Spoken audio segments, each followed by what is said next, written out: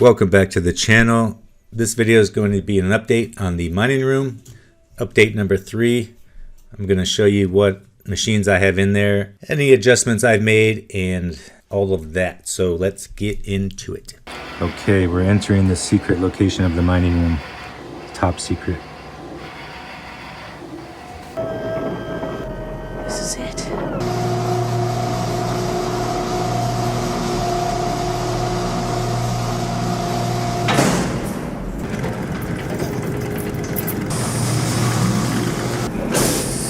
So let's take a look in here. Okay, currently I have 2 L3s up here, and this is another 2 L3s. This one down here is a S9. And then over here, I put this up because this is the intake and this is to protect it from dust and dirt. So I put this to block dirt. Sometimes dirt falls inside of here. So dirt came inside and actually came down here and got inside the fan and froze the fan up. So it seized it up, and this... Okay, so here's the fan that got dirt in it. As you can see. So that actually stopped spinning. Had to replace that, and then everything worked fine. This unit kept shutting down on me, so I had to take it out, clean it up, and put a new fan on the processor. And since then, it's been running great. This is running ETH-OS, and it's mining Ethereum. And I just upgraded it to the new version of ETH-OS, which has the new AMD drivers. And it's really producing better with the new drivers. So if you haven't done that yet, I recommend doing that on your rigs. Update the ETH-OS. This is the Bitmain S9 miner. As you can see, the green light means it's hashing away, everything's going good. That's generating, I think that's about, 13.5 terahash, you can see right there. And if you use the Bitcoin profit calculator, it's actually really accurate to know how much you make from these. These 4 Litecoin miners used to generate 1 Litecoin a day, all 4 of them together. So each one of them was doing like a quarter Litecoin a day. But currently it's doing about a quarter Litecoin a day. So, I mean, one of those machines used to do what 4 of them is doing now. That's how the difficulty increases. These are the exhaust tubes. These are 4-inch dryer vents, so it exhausts the hot air out of the room, keeps the room as cool as possible. This is going to be for another machine I'm going to put in here. It's either going to be the Dash Miner, or I have another S9 coming that I'm going to be doing an unboxing and setup on the S9. That should be here tomorrow, maybe. I think that's about it. The electricity meter that I use is working great. Actually, I need to put the faceplate back on. But that's the electricity meter that connects to this, so I can connect it to my network, and then it allows me to read the electricity usage inside the house. Temperature stays pretty steady in here, as you can see. As long as the temperature stays below 80 degrees and the airflow as well, that's the most important thing, keeping the airflow good. But yeah, that's about it.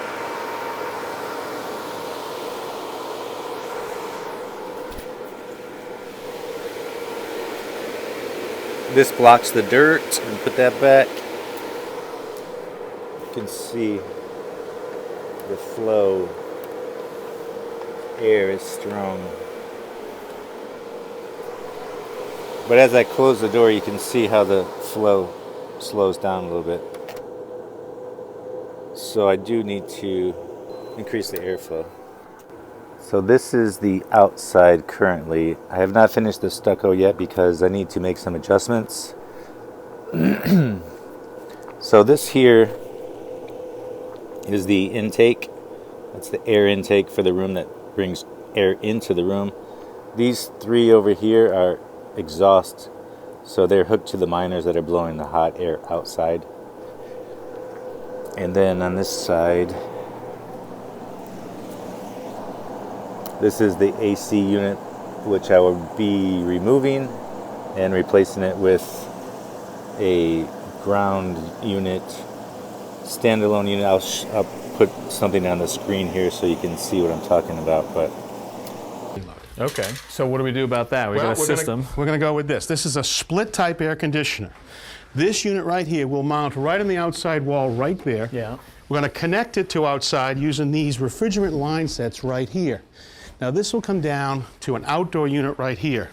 This is a condenser. Sure. So in cooling mode, it's going to find heat that's in the building, bring it into the unit, have it travel down through the refrigerant, and dump to outside, leaving cooling inside the building. this one's not sufficient. It doesn't cool it enough, and I need to bring more cool air inside. Actually, just air inside the room itself. So probably put an air intake up here along with the one on the other side, and then that should be more sufficient to keep airflow. So that's pretty much it on the mining room. It's a work in progress. I'll probably do another update if I change some things. If you have any suggestions, let me know in the comments. If you have any questions, let me know in the comments. It's either do something like that at your home or an office that you have, some kind of location, or you do the cloud mining. Like Genesis Mining is probably the #1 cloud mining business there is. The Bitcoin contracts are non-expiring, and so they'll keep running until they stop making money. And the prices have been good, which is the reason they're all sold out right now too. So I will post a video when they become available to let you know. Hashflare is a decent one. Hashflare has not been bad, but the bad thing about Hashflare that I don't like is that it only lasts for 1 year. So you're gonna need to, probably spend a lot. Right now, you're gonna have to get 24.5 terahash to earn 1 Bitcoin per year. I'll put the link to this calculator in the description. You just put the amount of hash power in this calculator. It's going to tell you how much Bitcoin you would earn based on that much hash power. So if you're looking at Hashflare 24.5, you just go to the panel here, click the calculator, scroll over to 24.5,